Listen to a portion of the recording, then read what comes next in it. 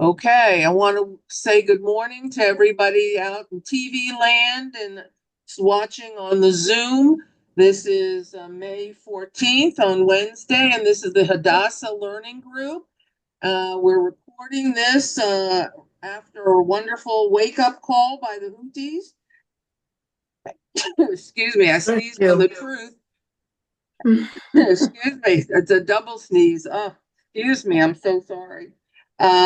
This spring weather has gotten to me, so I hope that's the last of the sneezes. But anyway, I want to welcome all of you who are watching this as we record, and welcome everyone to class. We certainly have a lot to learn today, which is very, very exciting. Last week, we studied Shmuel, chapter 10, and we discussed the anointing of King Shaul.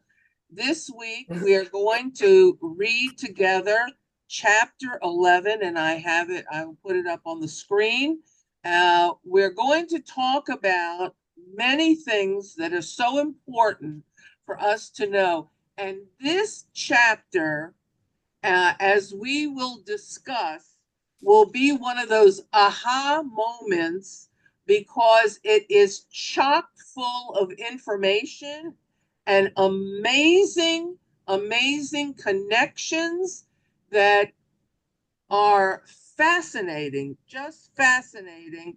Last week, I said to the class that if you could take an assignment for homework, the assignment would be to read the last chapter of Shoftim, which was the Pelegesh of Givah, the concubine of Givah.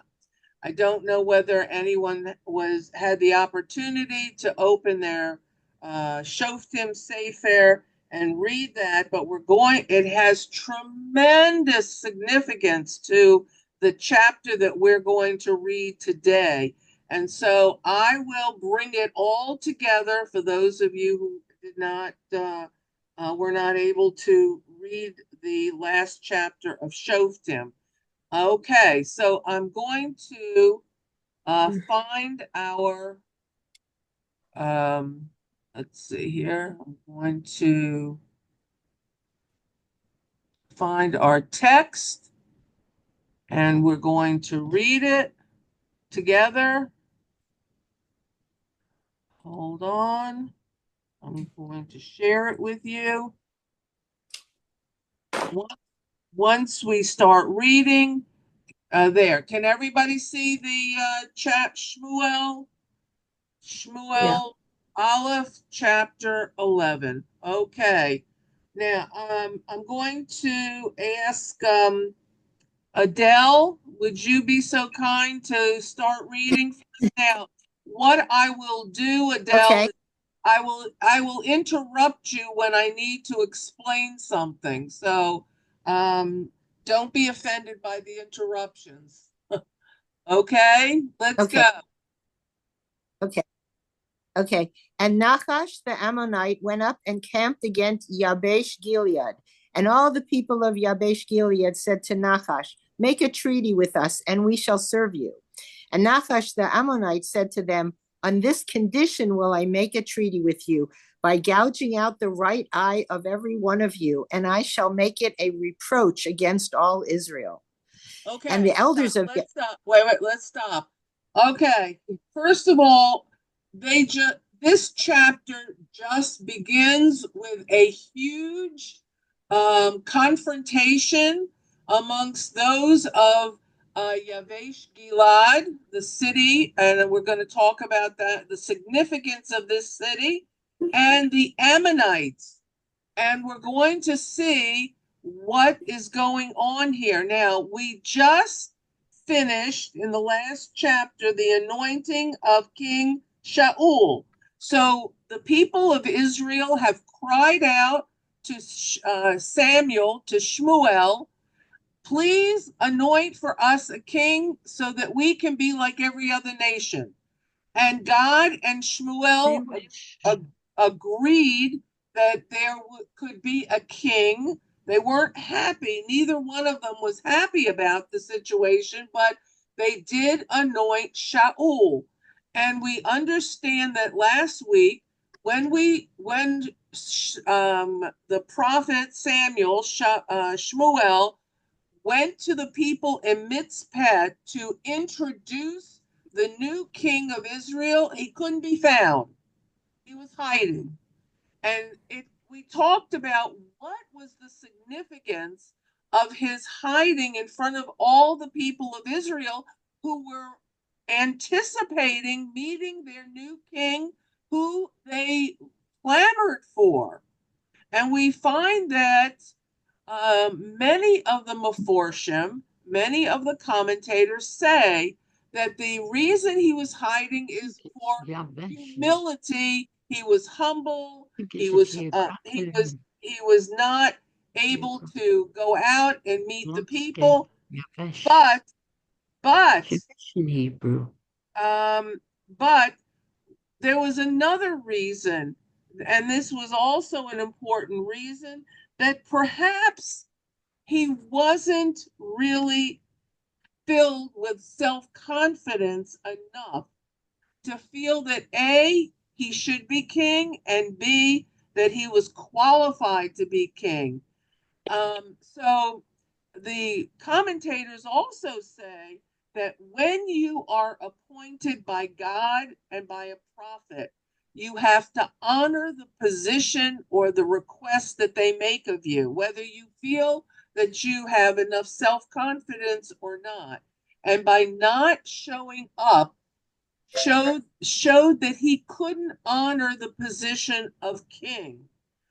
Now we know that I'm going to mention this several times because there's a reason. He was from the tribe of, do you remember? Anybody? Yell it out. Benjamin. Benjamin? Benjamin. He's Right. the son of Kish from the tribe of Benjamin. Benjamin. Okay, this is a very important fact that we're going to talk about. All right. Now, having said that,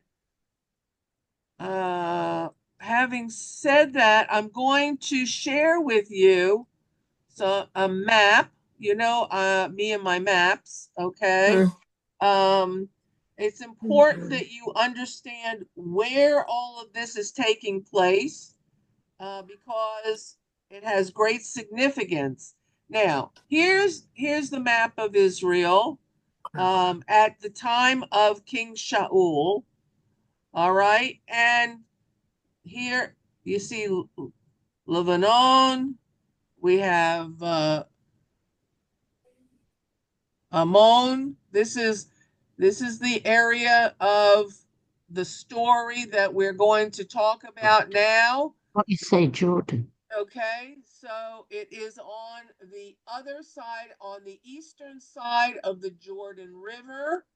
So we know that the tribes on the eastern side of the Jordan River were half of Manasseh, which were up here. Then we had Reuven and Gad on this side. So the story takes place right here. Do you see this? It says Yavesh Gilad. Do you see where I'm pointing? Yeah. All right. Here's the Ammonites. So they have a bone to pick with the residents of Yavesh Gilad. For some reason, we're going to find out what the story is. We see over here the big swath here of where the Philistines were. Okay, this is all where the Philistines were. But right now, the story is not centered on the Philistines at the moment, but on Ammonites. Okay, and here we see the rest of the kingdom that was there during Shaul. The Amalekites are way down here in the south. The Moabites are also on the southeast. And here we have our story. Now, Shaul is not in he has no official residence as king. So he went home, and he's probably Giva or Ramah, right around here, where Jerusalem would someday be the capital. So he is here in the tribe of Benjamin. All right. And here is where the conflict with the Ammonites and the Yavesh Gilad people are here. This is probably the tribe of probably Manasseh, half of Manasseh, but we'll see. That's irrelevant at the moment. Right now, we have this situation. So now that you see what we're talking about, we're going to go back to the text. Now, the interesting thing about the text, it says right off, it doesn't give us any introduction or any kind of who's who and what's what. We learn immediately that this person called Nachash, that should give you an idea of what kind of a person he is. Nachash, you know what Nachash is in Hebrew? Is a snake. Okay, so here is this Rhonda. unsavory character who is going to All right, Yechiel, I'm going to try to send these things. Do you want to sit with me? who's going to lead the Ammonites into battle against Yavesh Gilad. Okay, now let's find out what's going to happen.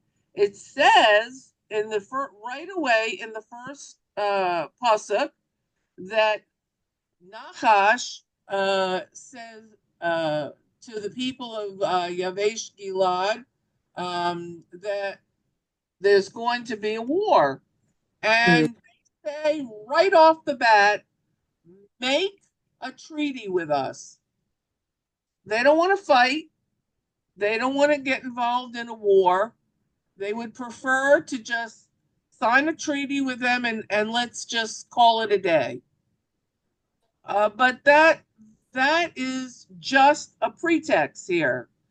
What happens in the next pasuk is that Nachash says back to them, I'll make a treaty with you, but on one condition.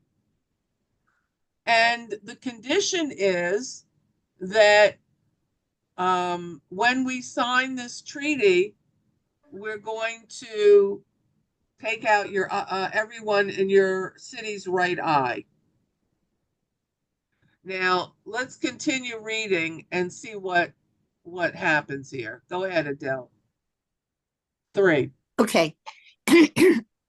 And the elders of Yabesh said to him, give us 7 days respite that we may send messengers throughout the entire border of Israel. And if there is no one to save us, we shall come out to you.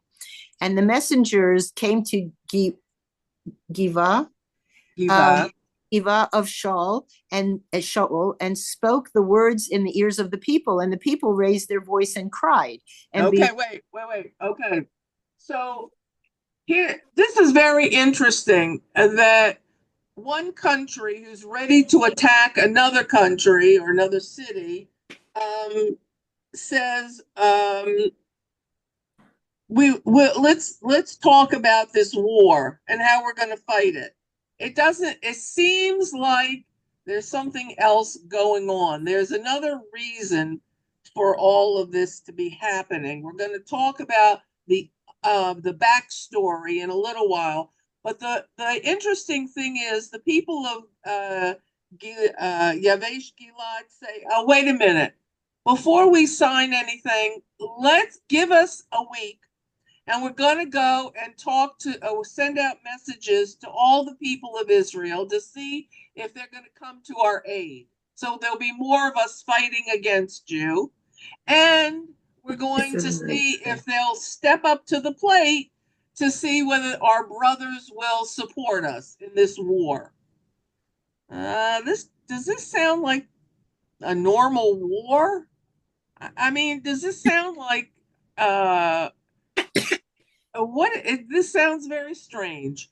And so they go ahead and read out 4 again, and they sent out the messengers, okay, from And and the and messenger- Shaul, the new king, who's sitting at home probably wondering what his first task as king is going to be, here's this message. Go ahead. and number 5, and behold, right, number 5. And behold, Shaul came after the cattle from the field, and Shaul said, what is troubling the people that they cry? And they told him the words of the people of Yavesh. And he took a yoke of ox. Oh, sorry. And a spirit of God passed over Shaul when he heard these words, and his wrath was kindled greatly. And he took a yoke of oxen and cut them in pieces and sent them throughout the entire border of Israel in the hand of the messengers, saying, whosoever does not go forth after Shaul and after Samuel, so shall be done to his oxen. And a fear from the Lord fell upon the people, and they went forth as one man. Okay, let's stop here. Wow, this is crazy stuff going on here. What's happened here? Shaul, who's out with his cattle, and he's out in the fields and he's doing his normal thing as a farmer, gets the message, and he says, "What's going on here? What's happening?" And he hears that the people of Yavesh Gilad are in trouble, and they have cried out to the entire country and to see if they can get support to fight against the Ammonites. To this Nachash fella, who is a pretty shady character, who's going to start war with them. And so Shaul goes, he's in his field in his home, and he goes out to his herd, and after hearing what's going to happen, and he takes one of the ox, and the Spirit of God comes over him, so much so that he must engage all of the tribes to fight with Yavesh Gilad as one nation. This is going to be the first time that Shaul is going to step up to the plate and take charge of what needs to be done to protect his country. This is where a king takes on his military right to fight against other nations to make sure that his country is safe. So he sends out with this Spirit of God, enveloping him and taking charge of him and giving him tremendous strength and being inspired. He takes an ox, cuts it up in pieces, and sends it to every tribe and says to them, you have to show up and fight this fight because we are a nation now, and we have to defeat the enemy because these are our brethren. And this is what basically he's telling the people: you asked for a king, you got a king. And the king now conscripts people and tells them that they have to show up for war.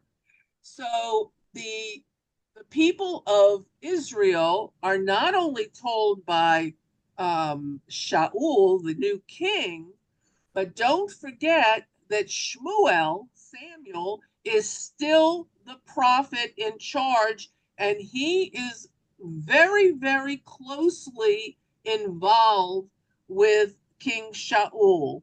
So the people not only hear the request or the demand, base is more of a demand, that they need to show up for this war, but they also are told by Shmuel, the prophet. Now, let's continue.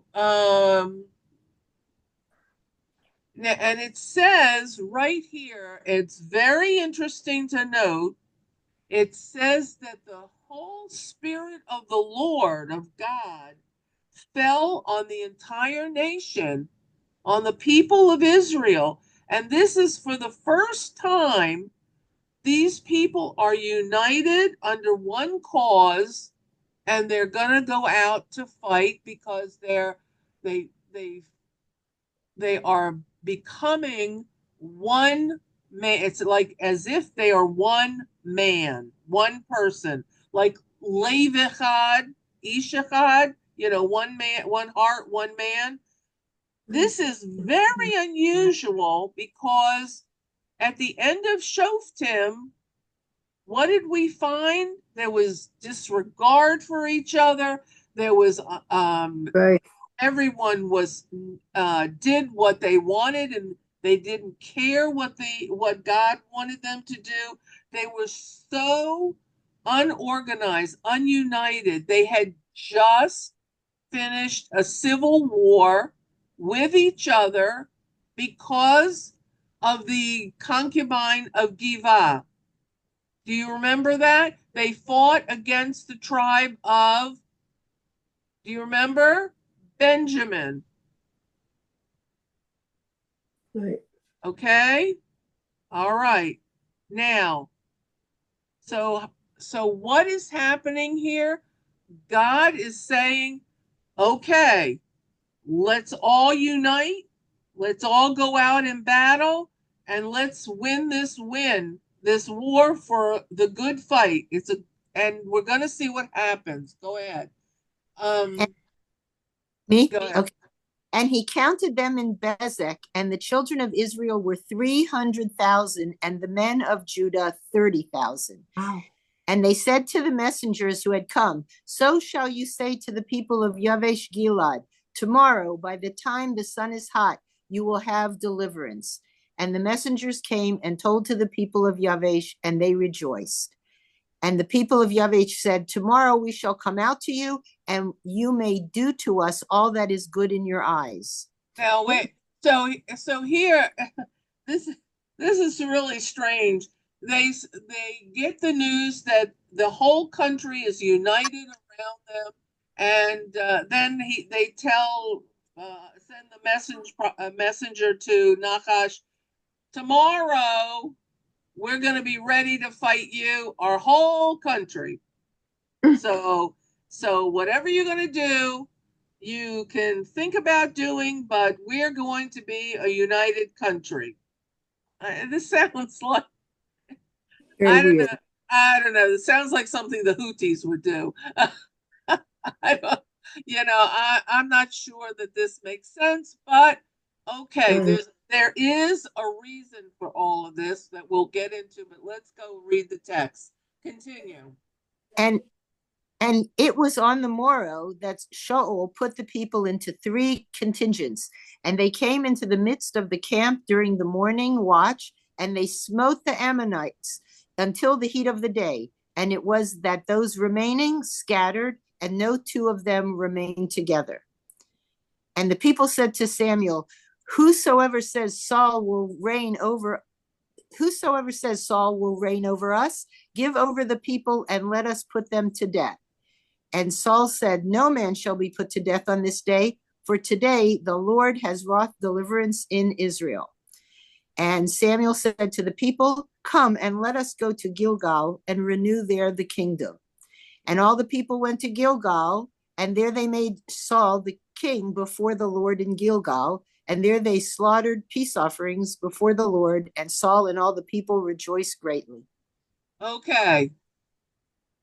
Short chapter, short war. They fought for one day. They won. The people of Israel united as one man, and under the banner of King Shaul, their new king, and the people won the battle, and they clearly the Ammonites fled, and Shmuel says to them, all right, let's go home. Let's go to Gilgal. Let's go back together. we're gonna now, this is a cause for celebration because we see that under the King Shaul, we have been successful with the blessings of God, and all of us have come together united as one people. Okay. And they have all come to celebrate the anointing and the success, the first success of their new king Shaul. Isn't that lovely? Oh, this is good stuff. Oh, such a happy group here. But what is really going on? There is so much underneath this stuff. First of all, did the way that Shaul gathered all the people make you think of anything? Where is it? Let's see here.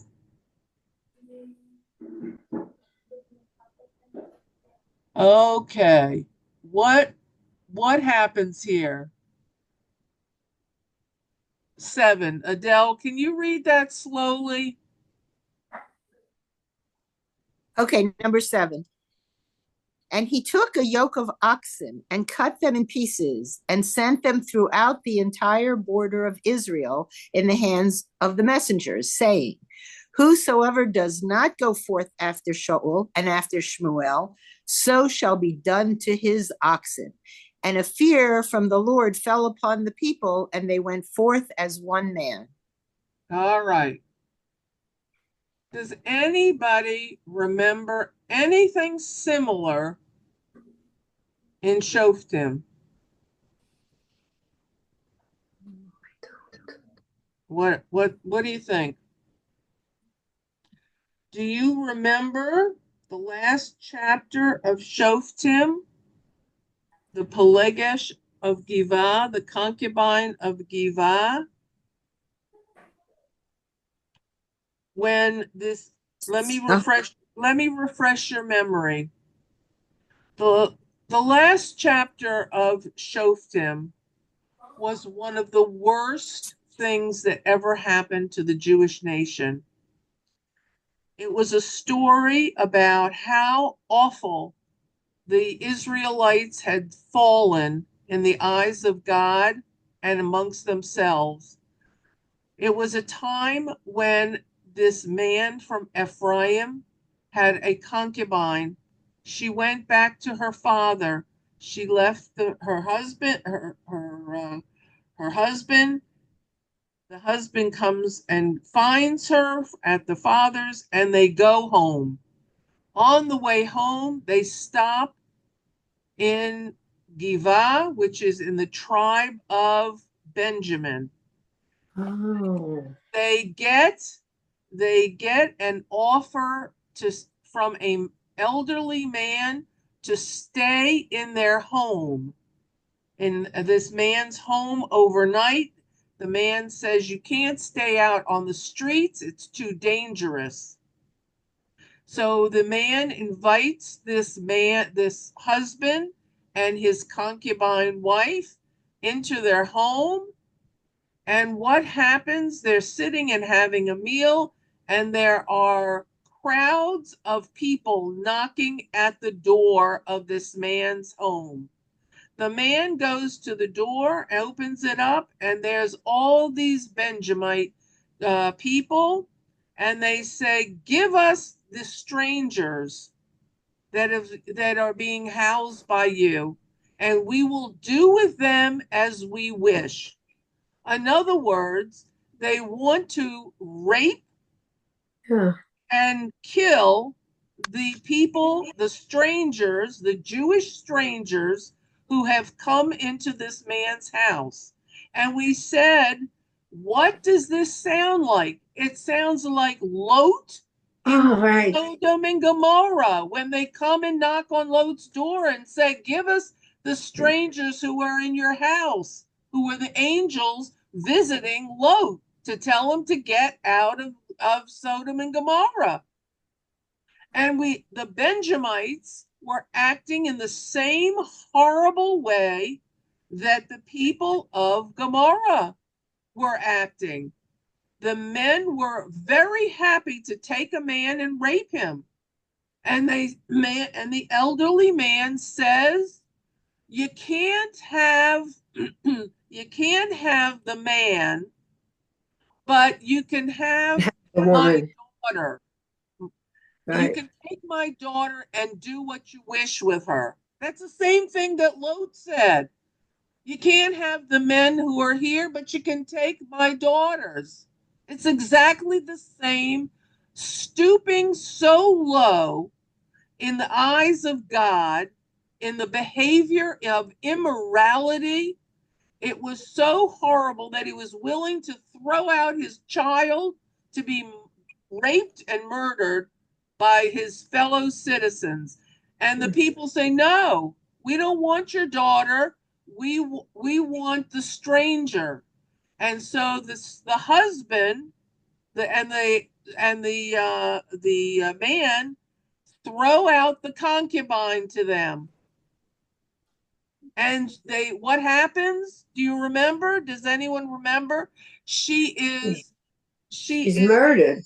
She is so horribly mistreated in every way possible, sexually, immorally, inhumanely, and left on the doorstep when they're finished with her, thrown in front of the door of the man who was providing a place for them to stay. And in the morning, the husband comes to the front door, opens it up, and he sees the wife dead. Right. And he takes the wife home. And what does he do with the wife? He cuts her up into pieces and sends them all over. He takes the wife home. He throws her on the donkey, and he goes back to Ephraim, and he cuts her up and sends to every tribe a piece of his wife, saying, "This is what the tribe of Benjamin did to me and my wife." So does this, what Shaul is doing with the ox, sound familiar? Yeah. He's cutting up the pieces of the ox, and he's saying, what? You must show up to fight. Right. And he's sending it to the And tribes also of Israel.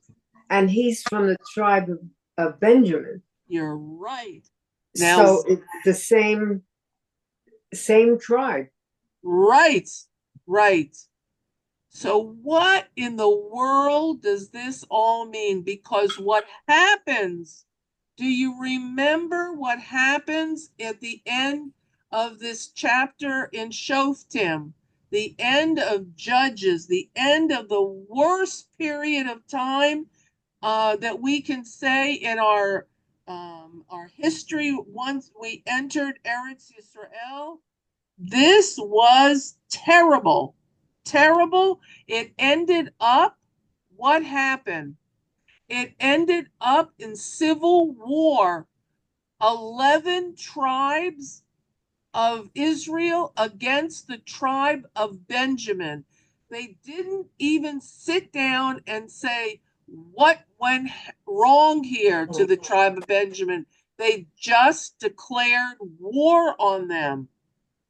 And they decimated the men, the women, and the children of the tribe of Benjamin to the point where when the war stopped, there was a pause in the war. The 11 tribes sat down and wept. What were they weeping about? They were weeping that they had almost killed off one of the tribes of Israel. And they finally recognized this was the worst thing that a brother could do against another brother. That the tribes, the 11 tribes of Israel, who are now decimating the tribe of Benjamin for what they had done to this concubine, was not the way they should have handled the situation. But they were lawless, they were immoral, they were idol worshiping, they had stooped to the worst possible time in their existence, and they did what was awful in the eyes of God. And what we hear over and over in that last chapter is that the people, each man, did what was good in his own eyes, Nice. not in the eyes of God, Right. not in the eyes of Bnei Israel, not in the eyes of a united nation under God, but every man did what was good in his own eyes of immorality and injustice and vileness and horribleness. And what was happening is that they had almost destroyed the tribe of Benjamin. So they're sitting and they're weeping and they're saying, "Oh my God, what have we done? We have almost annihilated a tribe." And they had originally made a pact. Do you remember what the pact was against the tribe of Benjamin? That no one would marry them? That no tribe, none of the 11 tribes could provide wives for the tribe of Benjamin. Very Now, good. so what happens? What happens if you can't repopulate yourself? You become extinct. That's right. So they had made a vow. They couldn't undo the vow in their eyes. They didn't know enough to say, we can go to Eli, the Kohen Gadol of the time. We can go to Shiloh. We can go and annul this vow. But no, they didn't do that. What they did was they kept the vow, but they said, we've got to come up with a different solution here. So what was the solution? Who amongst the 11 tribes did not send warriors to decimate the tribe of Benjamin? Do you know who that was? Was it Judah? No, it was from Yavesh Gilad, the same city that we're talking about now that Shaul is trying to save. Yavesh Gilad did not send anybody to fight against Benjamin.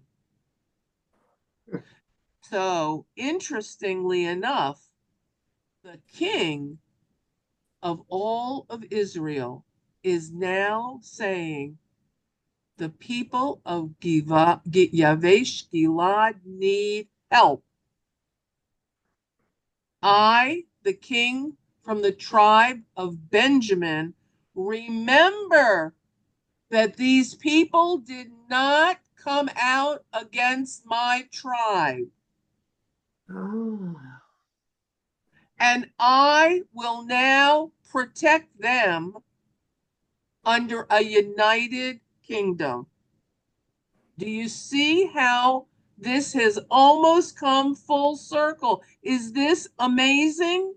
That the story of almost the decimation of the tribe from which the first king comes is the tribe who is going to save Yavesh Gilad because they didn't fight against them. And Shaul is going to protect this city and these people. And how does he protect them?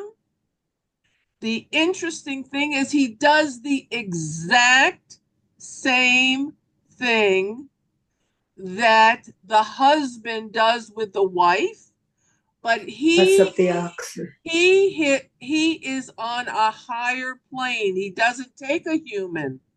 He takes an ox that could be sacrificed to God, and he says to himself, we will show the seriousness of the people and to commit to protecting our nation together, united.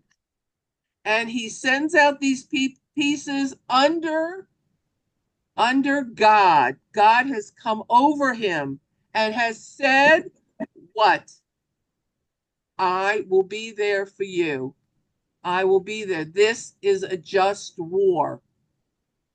Unlike the civil war that was fought against your tribe of Benjamin.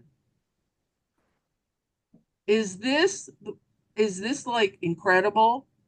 So it's so important to understand what preceded in Shoftim and how this affects the Sefer of Shmuel, because we now see that the possible reason that God chooses Shaul to be king is from the tribe of Benjamin, is because God saw the terrible destruction of the tribe of Benjamin. And even though God knows that the kingship, the monarchy is going to come from Yehuda based on Jacob's blessings of his sons, way back, we know that Yehuda is going to be king, the Right. kingship. But God says to Bnei Yisrael, this is the tribe you almost decimated. We are going to reunite you. We are going to put you back together as brothers.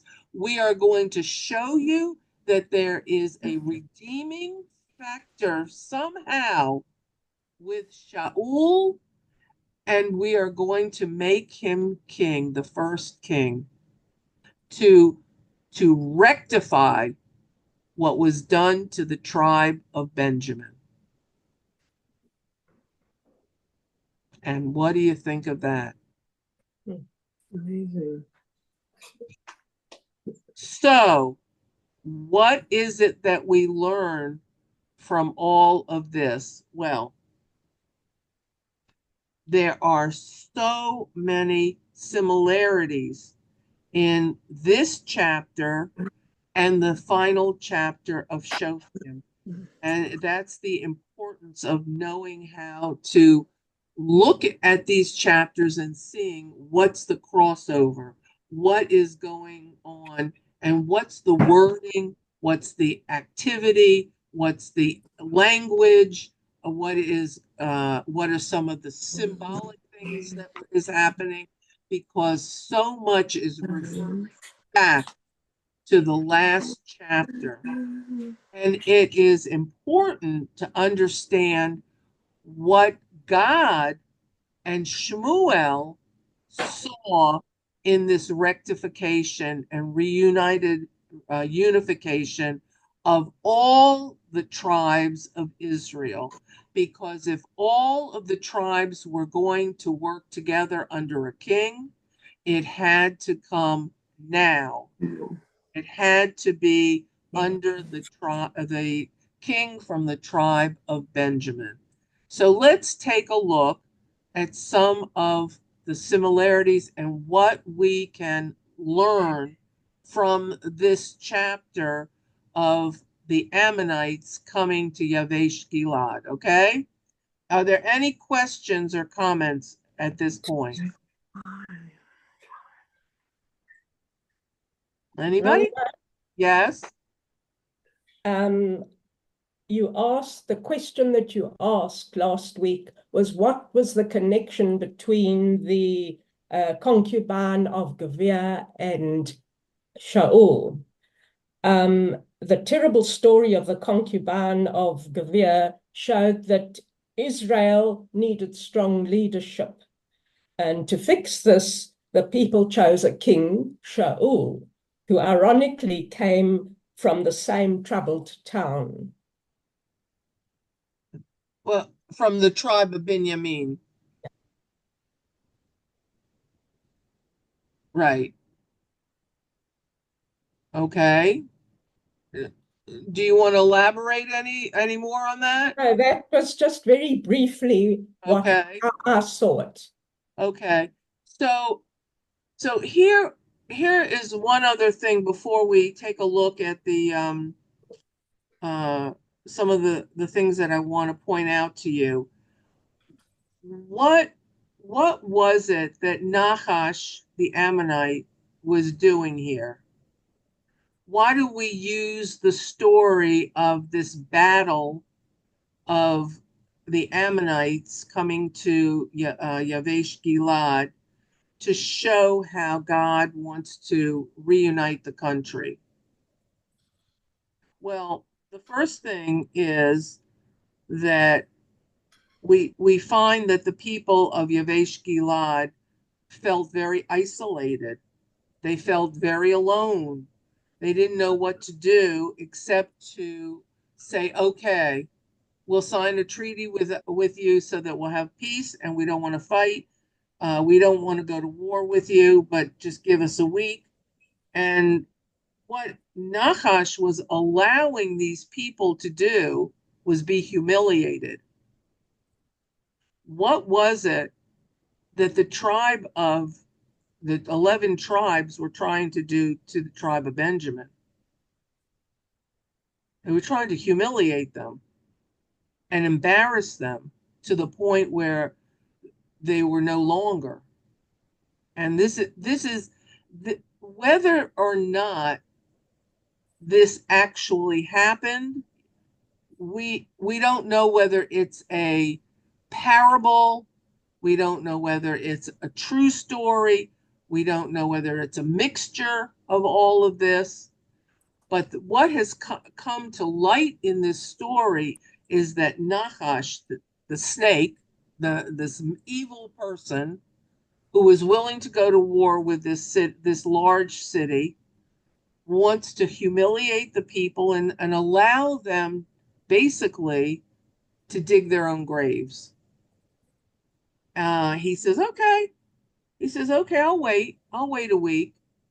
I'll wait. You go ahead. You ask your tribe's people who just finished a civil war against each other. You go ahead.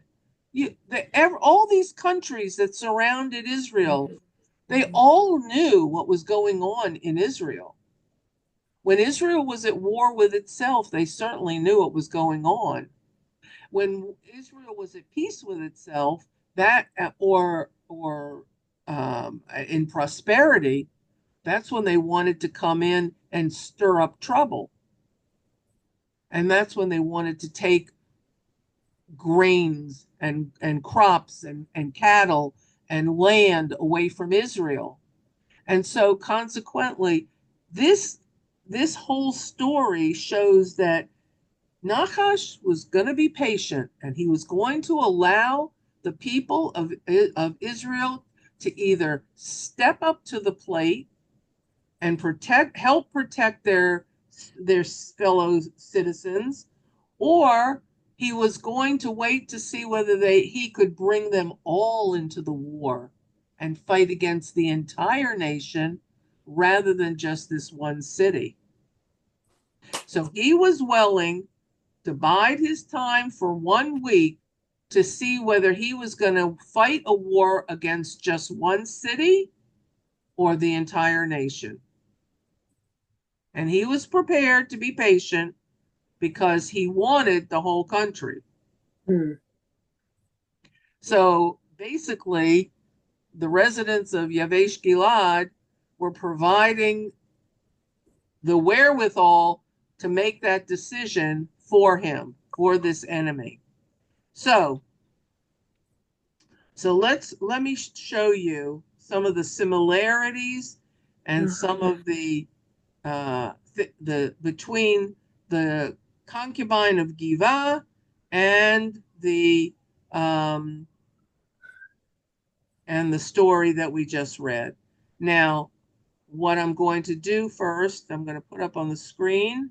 Hold on, I'm getting there in my notes.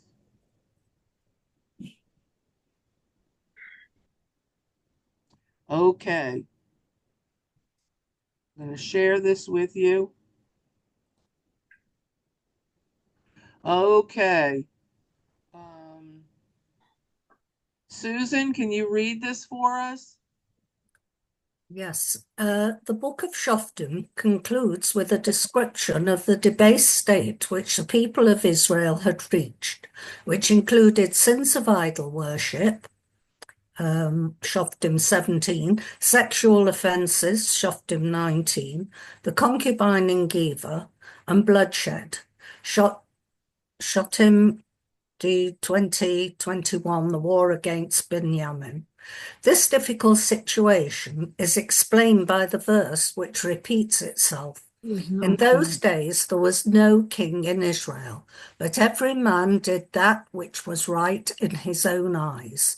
As part of this terrible situation, we can include the dreadful incident involving the concubine in Giva, the shocking device that her husband was forced to use in order to gather Israel so that they would judge the sinners, and the civil war that followed. Okay.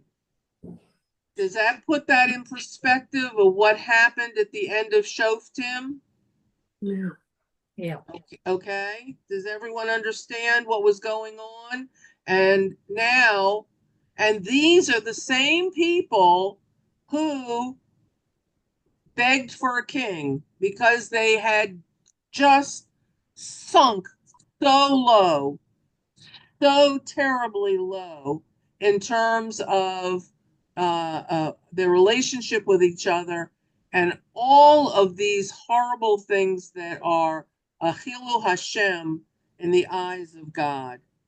And so this is the bottom baseline. And when I say base, I don't mean not just the bottom, but how base they had become in order now to raise them up a little bit, to have a king and to become a united country. Okay? So let me see whether I can now. We're going to find all the things that,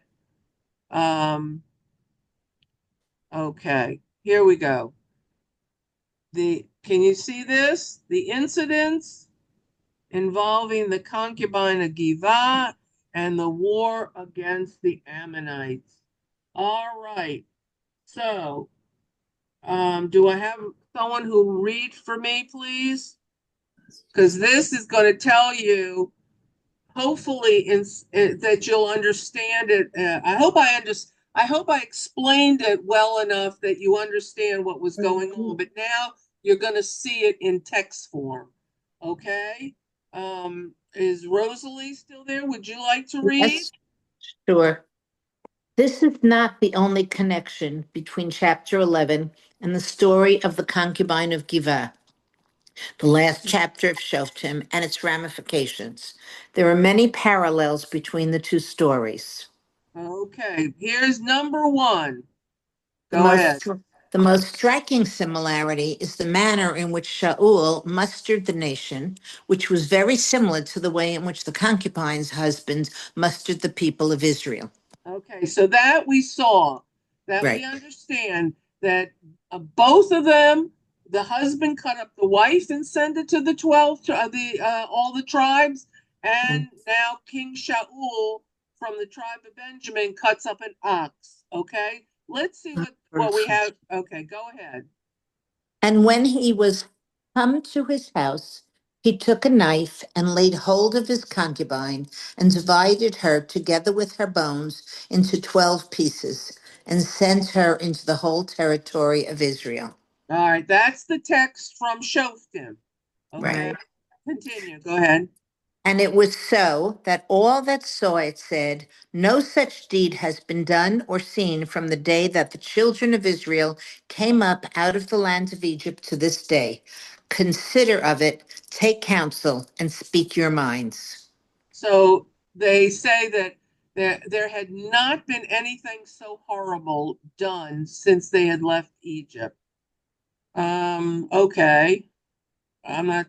I don't know about that, but go ahead. Now, And here's he the and text of Shmuel. Go ahead. Okay.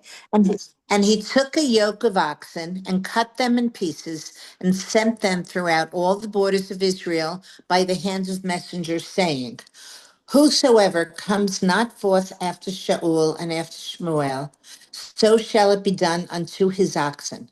And the dread of the Lord fell on the people, and they came out as one man. Oh. Okay. Okay. Do you see the similarities in the two? Mhm. Okay. Right. Now let's go to this part. Go ahead. The next one. Both stories center on the same places. The centers of action in our chapter are Yavesh Gilad and Givah, just as the story of the concubine in Givah is connected to Yavesh Gilad. Okay, you got that? All right. Both And now both stories. wait. Yeah, sorry. Who is in Givah? King Shaul. Shaul. That's where King Shaul is in Givah, because that's where he lives in the tribe of Benjamin. Okay, and Yavesh Gilad is the center of attention at this particular time. Okay, go ahead. Both stories describe the shame that hovers over Israel.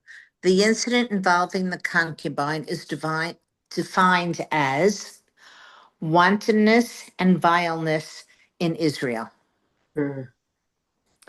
And parallel to this, Nachash's objective in his proposal to put out the right eyes of the residents of Yavesh Gilad is a reproach upon all Israel. Okay, so in both instances, terrible things can be the consequences of the actions of the people. Okay. Now there's a fourth thing here. Go ahead. In both stories, mention is made of the weeping of the people. And all the people went up and came to the house of God and wept.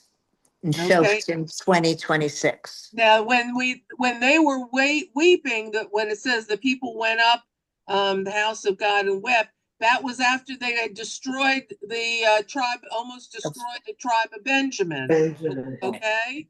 And here in Shmuel, it says that the people, go ahead. And all the people lifted up their voice and wept. In Okay, Shmuel. so in both stories, there's weeping for different reasons of why, of fear, of upset, of being very concerned about something that they've done or not done. Okay, let's see what else happens. 5. In both places, the assembly of the people is described with the same expression. The common term in the war against Benjamin is as one man. Okay. Then all the children of Israel went out, and the congregation assembled as one man, and all the people arose as one man. So all the men of Israel were gathered against the city as one united company, and that was in Shoftim 20. Right. So here, everybody came to fight against the tribe of Benjamin as one man. And we hear that they all came out now in the expression, go ahead, in Shmuel. Okay, this expression is also found in our chapter. And the dread of the Lord fell on the people, and they came out as one man. Okay. So now we're finding that there's similarities in text. And let's see what it says here. Go ahead. After they were promised help, the people of Yavesh Gilad turned to the Ammonites and present themselves as if they were ready to submit to Nachash and accept his terms. And the men of Yavesh said, tomorrow we will come out unto you, and you shall do with us all that seems good unto you. Okay, so now the people of Yavesh Gilad don't have to submit to the Ammonites because they know that they have the backing and support not only of God, but of the people of Israel. Okay, go ahead. This wording is very reminiscent of the proposal of the elderly host from Mount Ephraim to the people of Giv'ah in the incident of the concubine. Behold, here is my daughter a virgin and his concubine. Them I will bring out now. Ravish them and do with them what seems good to you. But to this man do not so vile a thing. In Shoftim 19. Okay, all right. And the final, go The ahead. people of Israel heard about the incident involving the concubine in Giv'ah. They demanded of the Ammonites, now deliver us this worthless man, B'nai Belial, who are in Giv'ah, that we may put them to death and put them evil from Israel. In Shoftim. Okay, This demand is rejected by the people of Benjamin. But the children of Benjamin would not hearken to the voice of their brothers, the children of Israel. In parallel fashion, a similarly worded demand is heard at the end of the story of the war against Ammon.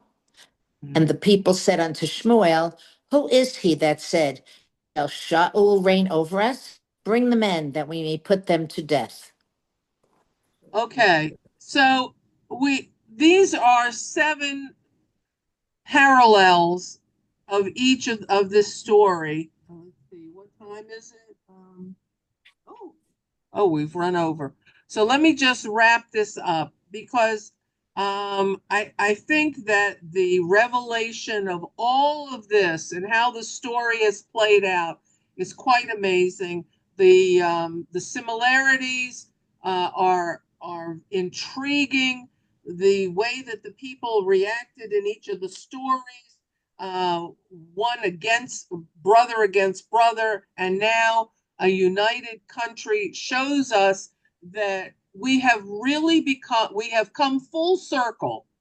We have ended that cycle of terrible hatred for each other and baseness and vileness. And what happens now will be very, very interesting to all as we read the text, because we're going to learn how the kingship, how the monarchy under Shaul will either go well or not well for him. And when, as we do know that it does not go well, and when all this takes place and how it takes place, and how God has tried to rectify and brought the tribe of Benjamin back into the fold, so that they could have a place in history if they wanted to step up to the plate. And yet we find that they couldn't. And there was not success with the tribe of Benjamin. And we go back to the what we know as the promise that the kingship will eventually come from the tribe of Yehuda. So that's where we will end today. And I hope that you had an aha moment about why the kingship started with Benjamin and the connection with the end of Shoftim and the beginning here of the kingship in Shmuel. Okay? Thank you, Rhonda. I hope Thank all you very Wonderful. Thank you. Thank you so Thank much you. for joining, and I hope to see you next week. Please, God, you should be healthy and safe and have a Shabbat Shalom. Amen. Well, Thank you. amen. Thank you Bye. very much. Thank Bye. you. Rhonda,